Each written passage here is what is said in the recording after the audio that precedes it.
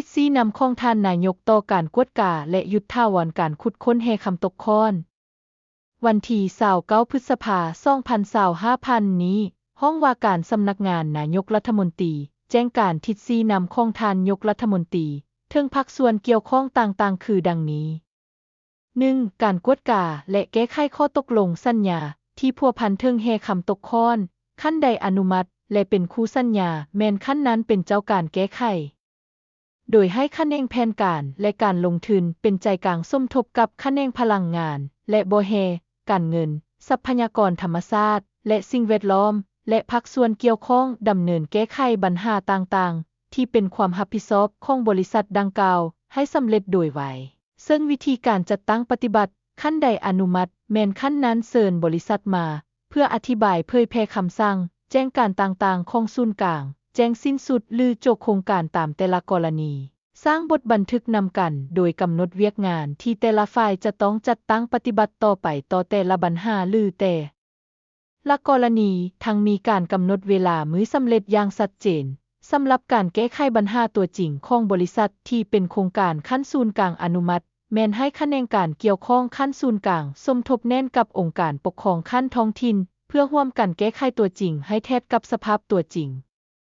2. สำหรับบริษัทต่างที่ได้รับการกวดกาและสร้างบทบันทึกกับคณะเฉพาะกิจขั้นศูนย์กลางแล้วแต่ยังสืบต่อเคลื่อนไหวลักลอบขุดค้นคืนด้วยข้ออ้างต่างๆถือว่าเป็นการละเมิดระเบียบกฎหมายจึงให้เจ้าหน้าที่ตำรวจขั้นศูนย์กลางเป็นใจกลางสมทบกับคะแนนการเกี่ยวข้องดำเนินมาตรการตามกฎหมายเกี่ยวข้องอย่างเข้มงวด 3. ภายหลังได้สำเร็จการเผยแพร่คำสั่ง06นี้ให้ทุกภาคส่วนทุกขั้นแล้วหากท้องถิ่นใดยังมีปรากฏการขุดค้นแห่คำตกค้อนรวมทางการลักลอบขุดค้นแห่ธาตุอื่นๆด้วยรูปการต่างๆแม่นมอบให้คณะเฉพาะกิจขั้นท้องถิ่นเป็นเจ้าการแก้ไขตามมาตรการต่าง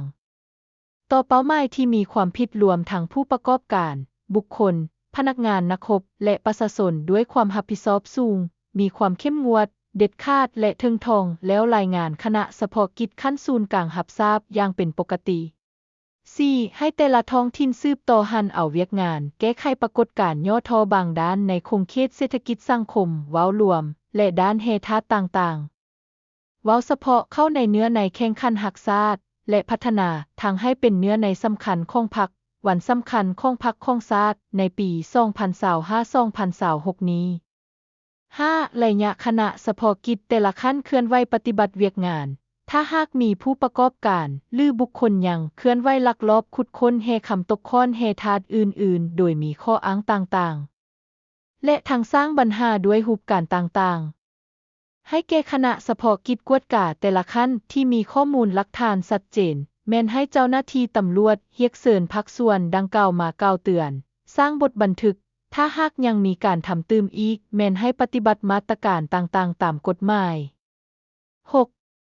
ให้กระทรวงโยธาธิการและขนส่งหีบฮ้อนสมทบกับกระทรวงพลังงานและบ่แฮและภาคส่วนเกี่ยวข้องค้นคว้าและกำหนดมาตรฐานเทคนิคในการขุดค้นหินแห่ทรายให้ถูกต้องสอดคล้องกับสภาพที่ตั้งภูมิศาสตร์ของแต่ละพื้นที่เพื่อจะเป็นบอนอิงให้คณะเฉพาะกิจแต่ละขั้นกวดกาและปฏิบัติมาตรการต่อบริษัทขุดค้นหินแห่ทรายที่มีการช่วยโอกาสขุดค้นแห่คำตกค้อนให้ถูกต้องและเข้มงวด 7. สำหรับการนำเข้าและวางจำหน่ายตะแกรงฮอนต่างๆให้กระทรวงอุตสาหกรรมและการค้าเป็นใจกลางสมทบกับคะแนนการเกี่ยวข้องค้นคว้าและกำหนดระเบียบการเฉพาะเพื่อบ่ให้ภาคส่วนต่างๆสืบต่อช่วยไซซองวางและไปนำไซบ่ถึกเป้าหมายที่ได้กำหนดในใบอนุญาตของคะแนนการเกี่ยวข้องถ้าหากบุคคลและนิติบุคคลใดมีการละเมิดก็ให้เจ้าหน้าที่ของคะแนนการเกี่ยวข้องดำเนินแก้ไขตามระเบียบกฎหมายที่ได้กำหนดไว้